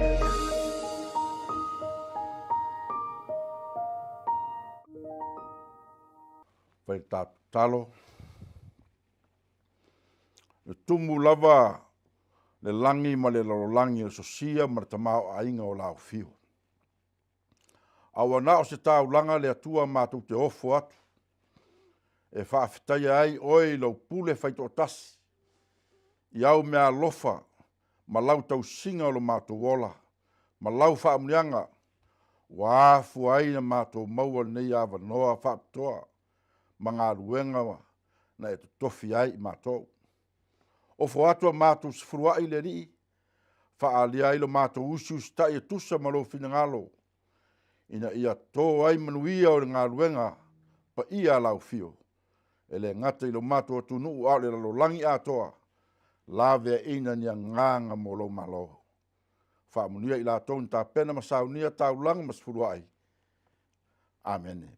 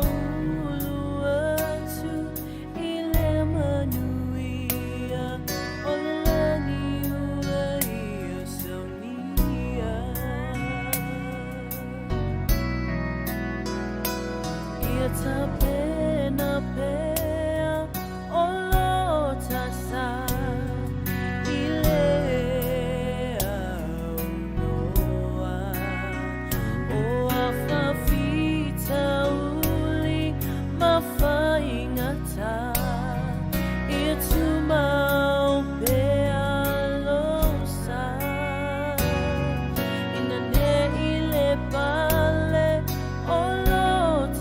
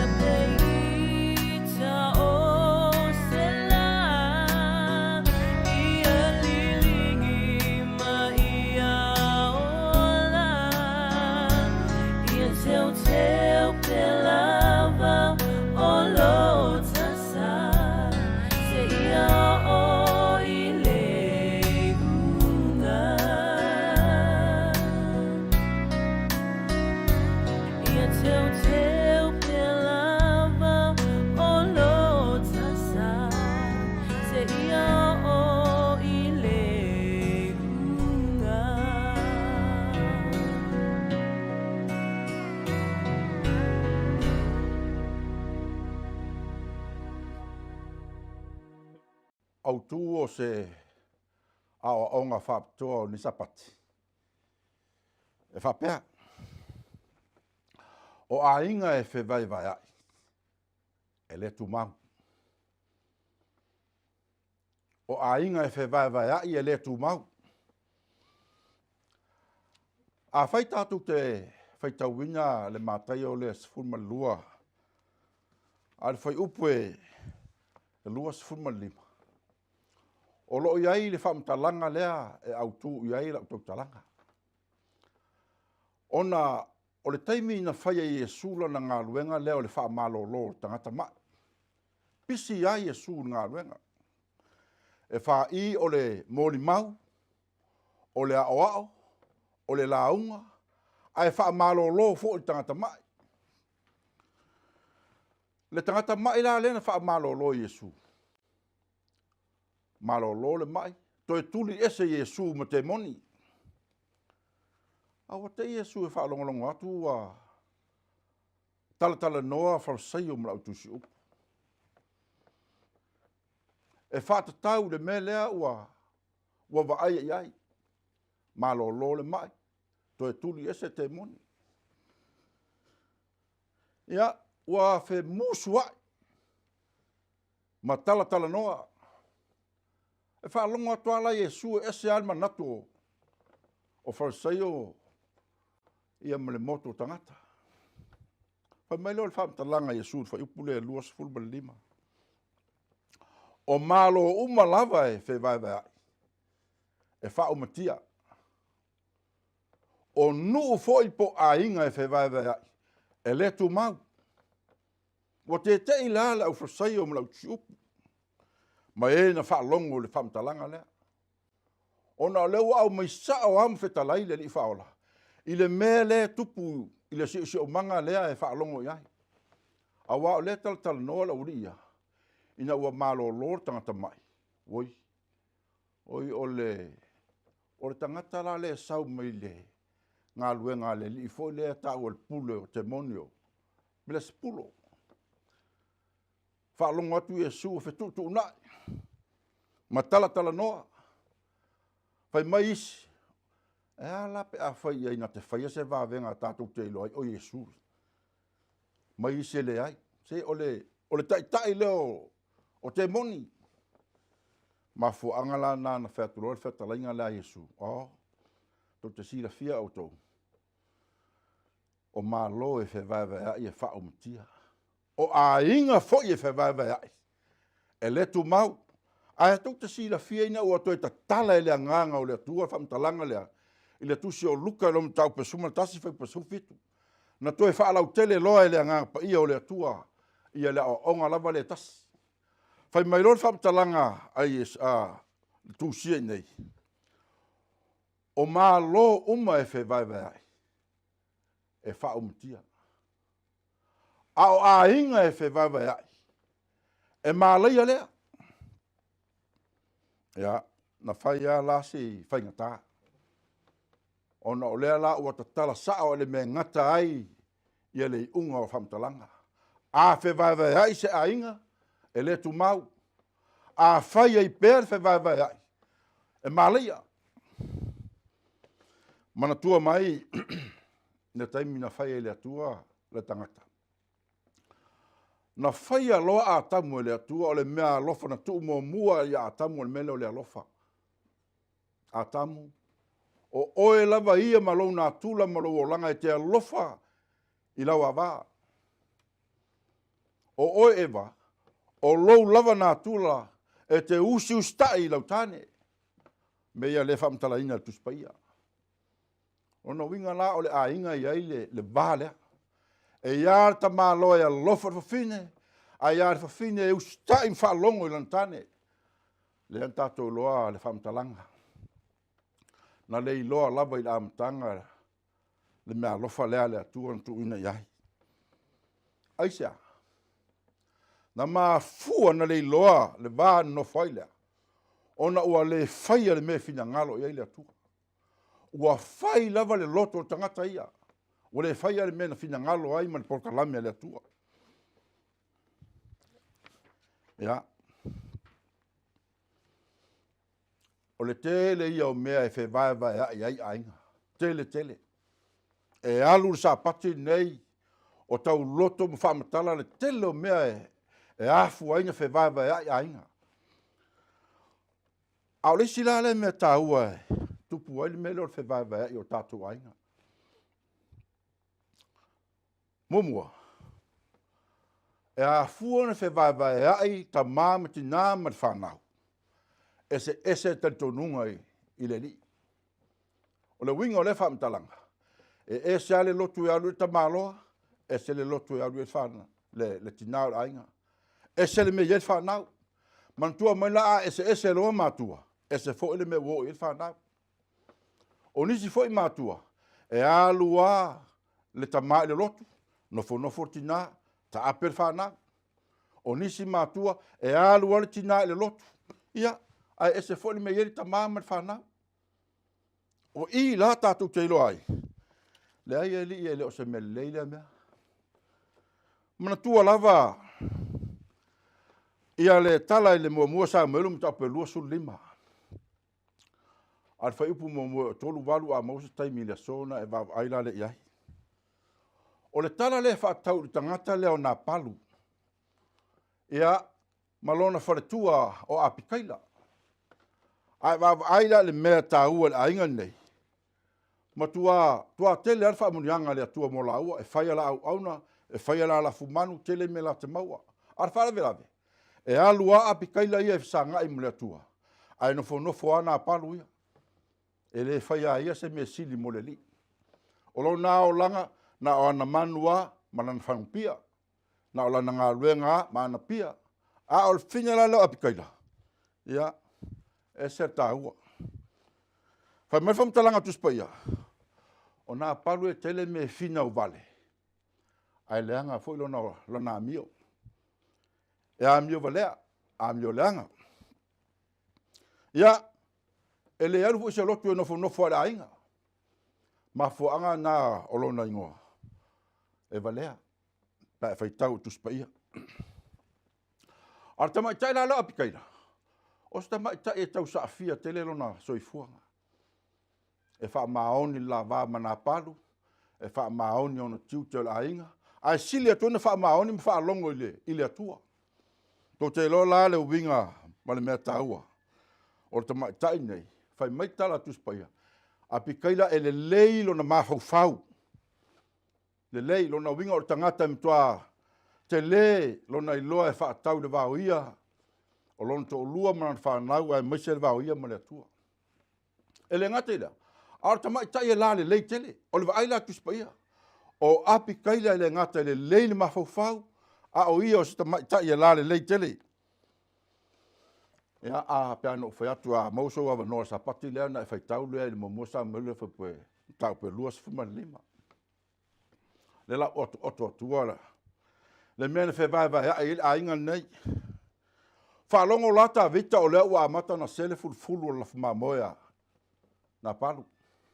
Au mai lo ta vita na au na mai soani mai ta vita na o e fa manuia ya na palu fa manuia ilon ainga fa manuia me uma ma ia o to ngalu lue fa tas awa la na lafu mamoe o te ia la na palu mai ta mai na lama o to ina ole oso e fa mai ta tuspa ua oso fe ai oi Davita. Oi ese. O fea tu te o mai ai. O te le mana o mia o tau. Ia, le la ua tangata valeina, tangata leo na palu au na Davita. Ma fo iloa tamata ua Davita o fai mai Davita. Sa auni la si il taua. O le soa e fa o mtena palu ma. O na inga. Ai ta mo e mai au na palu tau ia apikaila. Ta fe no mai au na Davita e so mai. a ua oso fe ai atu ia nā palu. Ma o te manatu a api kaila si manere taua. E moni a, waila o tau mo tina le leil ma fau. E le ito e kea api kaila ia nā palu ma le mea o tupu. Aina ma fau wifo ia te ia malono to olua. O le taua le la si me ta vita. O le artala. Fai mai fam talanga tuspa ia. Ia. O na ao mai lole na api kaila. O mea uma o potonga mati. O a rio. O mea uma o manu. Ua tā pena mea e ave ai le whātua e senga. Whai le whawhine. Aru ave whātua e senga. Mua au na muni atu le tina. Whai mai tala tuspa ia. Na ona wa ai atua au na ua si mai tā vita. Malana au tau. Whai mai ua. To tolo atu taile on tuli vai ua to tuli lumo tupu. Tā vita. Ia e alofa mai ia tau tangata sala. Ia e wha ma ngalo mai ia nā palu o tō lua. Awa e peia le winga o lona ingoa. E valea. Nofo leo tā vita ma mafau. Tau te lo la le tala tā vita na whai Aperila. Mua pikaila whaafetai ia Iova o len a wina mai oe. Lua, whaafetai a pikaila lo mafau le lei. Tolu, whaafetai ia te oe. Mana ia whamtalanga tupu. Lona winga ana le alu whawhine e whaongalo na mafau, whaile fsosani, e a fia a inga a fia na patu. Mai lor tala ta vita. Alu la to e fa matala ya na paru. Le se o le mele na ye faia. E sau la ia fafine. E sau fafine me toa o na le faia tangata lo na paru. Ma toa o na mai ma mo fafine le. Na ona saua fa moe fa le lo to lu no moenga. Ana sau o se tina Amerika sa mo po se tina se tunu. E sau lo fai fusu anga fai misa. Ai na no sau o la o nata malo fa mo fa le. Ina o malama la ta ya. Me mo mua na ru apikaila o ta pena la malu ta ya o la ti. Ia sau lo mal o na no foi. O le ava nole. Na moli a pikaila le fe au lantane. Ma fa matala tala mo yai mea ia na ia faia. A toa malana ngā luenga na alu e le tupu o ta vita. Tau te loa e fa matala atu le tala lea ia na paru. Fai mai fa matalanga tuspa ia. Ua malo lava le loto na paru e pei o le maa. O lona winga o le fa matalanga. E le italia na paru. Le tala le o fai atu e fa fine.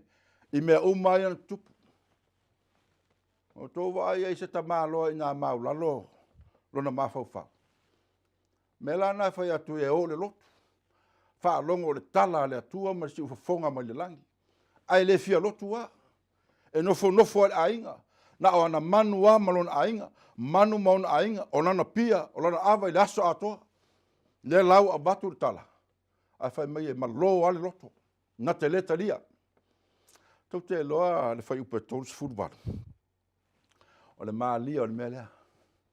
O na tū lole le atua o aso se fulu. Se fulu le aso. Tū ia na palu. E mawhauwhau wai, ma mawhauwhau wai. Il mea le tupu. Ai le aia. Matua le aia. Na uma o le aso le se fulu le aia se. Se mea mawhaina ia whaia. I lona to lua o lona ainga le vau ia ma le tupu. Ai sile le vau ia ma le atua. Na uma o se fulu aso lea. O tiroa. Amen ea. Na uma le taimi ma le pilota ntu ia le atua. O tiroa. Le tioa fai mail fam talanga. A fe vai ai se ainga e le tu mau. A alu alua e fe vava ia o le unga ai malaya. Whaafitai le nei tala. O se tala e longo pui li ai o e tamā. Tele i o tamā e le fia e o le lotu. E mi mita ia na tupe, mi mita ia na ngā luenga, mi mita ia na mea lofa, mea umana te maua. Mi mita le taavale, mi mita le fale, mi mita le whanua, mi mita i sua whamatai. A e ngalo ai le vāma le li. Al pawale, alu sifo, alu sai o nā. Alu sifo, alu sai o nā. A o sitinale nei tamu whaiela ai. E tū lava le pito. Ma le tū au o le atua o le mamoli atu o le whiau. Tina uma lava o mafuta mo tū te tōlua. Tele taimi tū te tau e misa i matamaloloa o na le ona nā. Aua. Tō vai a api kaira le se taimi na pisa ai. Pena whinau ai. Pena tau tala ni upu masoa. Pena so na lafo ni tala le lei te maloa le ai. Pau wale ngā luenga whawhine. Tausi. Fe soa soa ni rona vai.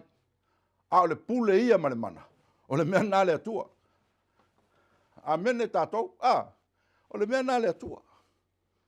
Ia. E le te tau se ainga na whewai vea. Ua tasi le atua inga whewai vea inga le tono ainga. E no nofo whaatasi whai uma mea. A e o lo le vāma le atua. Ese lo.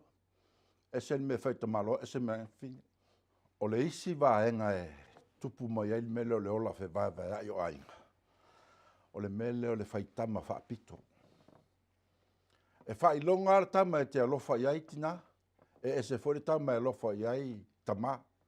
E whailonga manatu whaapito i tono le ainga. A tupu loa me ia o lua matua. E leile ruma nai o tamiti. E ola whewaiwai ai. Manatua maile mea na tupu. Ile ainga o isa ako ma Rebecca. E ese ale me alu ele mawhau Rebecca. Ese me alu ele mawhau to ino isa ako. Manatua mailau te le tu tau whamtara inga tala atoa.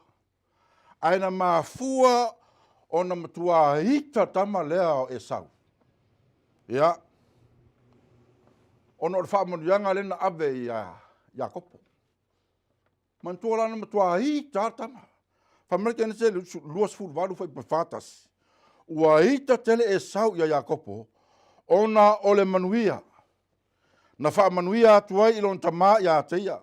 Ona wha apeleo e sau ilona loto. Mantua la al mele lofa me e sau. Se ua lata aso e wha anono ai ona o lo tama. Ona o fasioti lo lea. Ilo uso ia kopo. O lan me ua hae elma natu lea. Lan me ua mafu aina langona tama lea mwhaatatali. Tua ia na hoti lo tama. E hoti lo le to ina. Ia o le unga oe. Ia kopo o le hoti. Lan mafuanga. Ona o le whaitama whaapito. E ese le mea lofo. Ia i tō tit fi autou.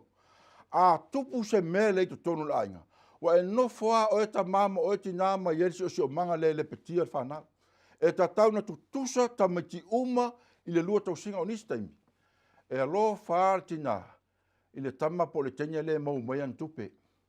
Ai asi tama lea e nofo la ainga. E se ama natu alofa ia. E whape nala ngona whaatangata. E alofa i se mea te watu e au mai. Au le atua le ai.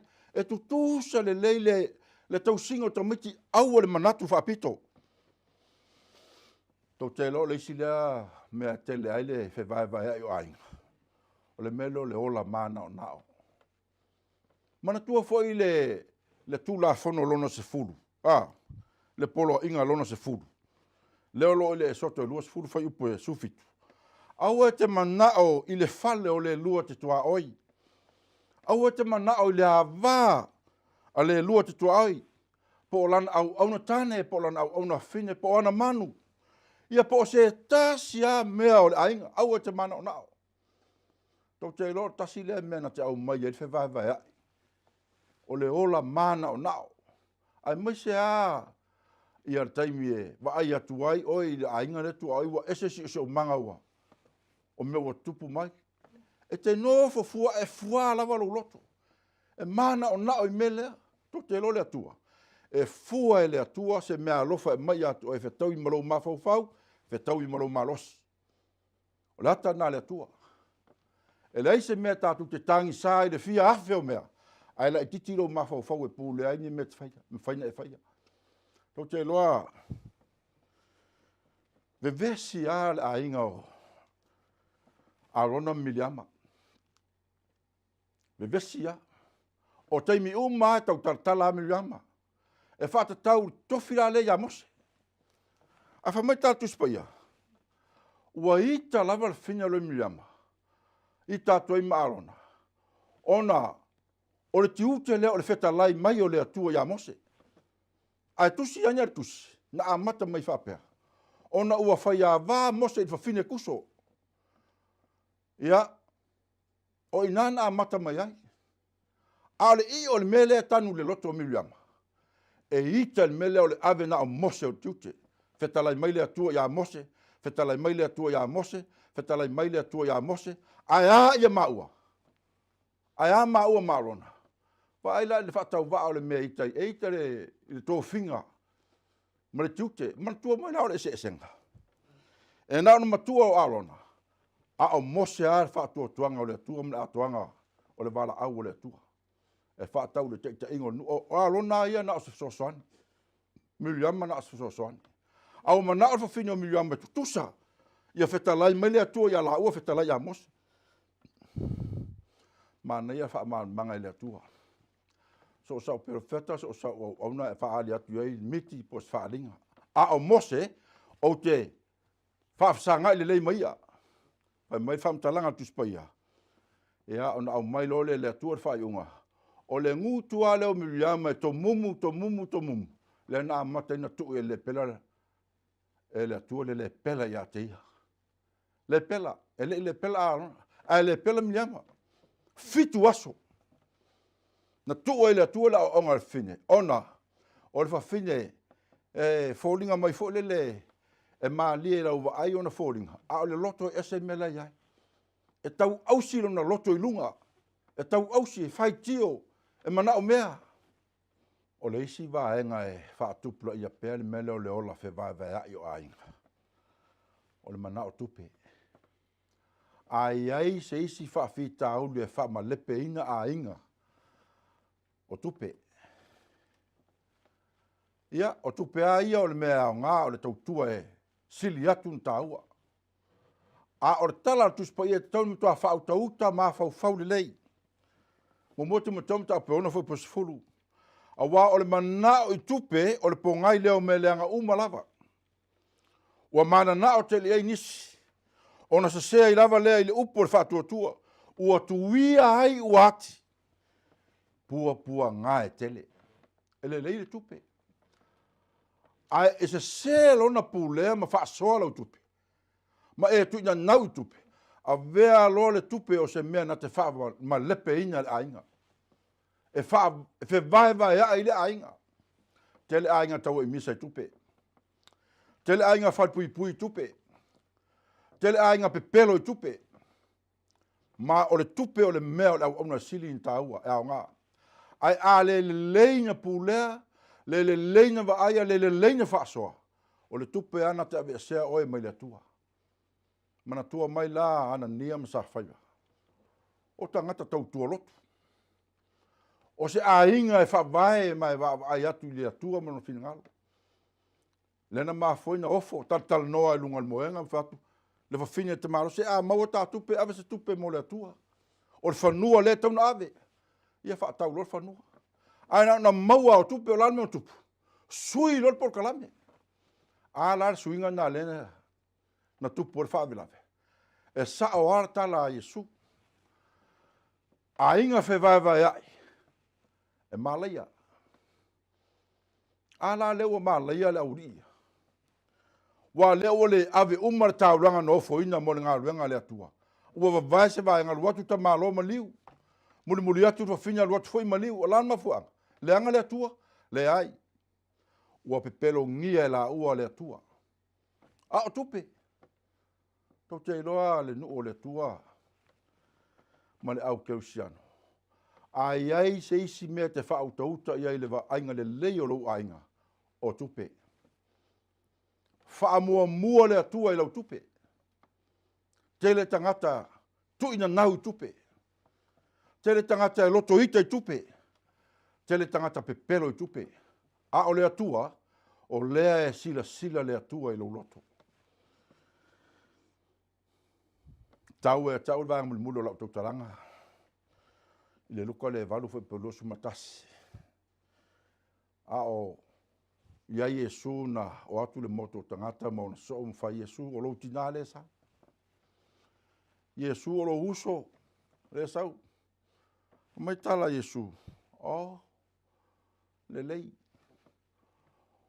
O i lato uma o e whalongo i le fionga le atua, ma lato whaia o lo tina le na. O uso na, o lo ainga le na. Tau te loa le mea taua i le si o manga o le ainga o Yesu. E mausa li luma o le atua. E o yona uso e mausa li. O lana au nanga e mauti noa. O lona wha moe moe. E lei wha pea na iei se tasi. Na ia whaia se isi mea ese mai le si o manga o le ainga. O ainga taua na. O le mafu anga na lea e. Tātou te ai e pere tāua o tātou ainga, nei fwoi taimi o leo lengi loto. Ua ave, fia sila lea tua si o manga le te no fwoi tono lo ainga. O whape fea i re tau singo le ainga. Ai mese ale o ina o le ainga i ala o lea tua. Pa mai tala Yesu, o lo ti nā o lena te whaia, e wha alongo ma whaia le fina ngalo lea tua.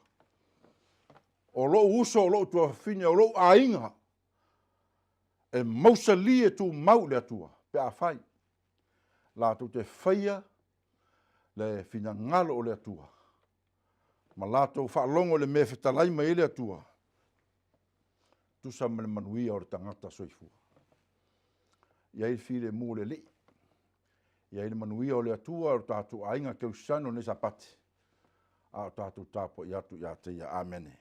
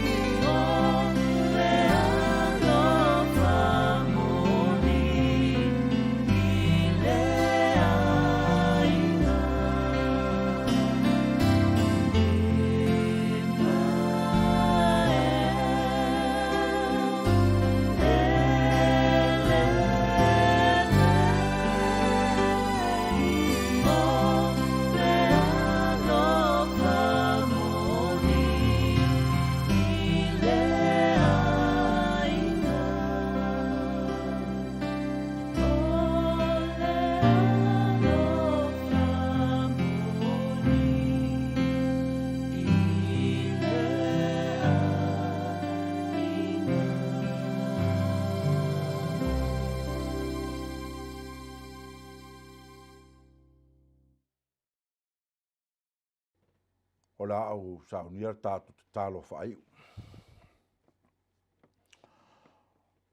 Le li ie mātou whaftai. Le nei foi Sapati ma le alueto le ola ua laula winga. Ua na o se mea whainga aluenga i mamoli atu i o tangata. A o le anganga o lau o fio le li e te whaalau tele ma wha malama.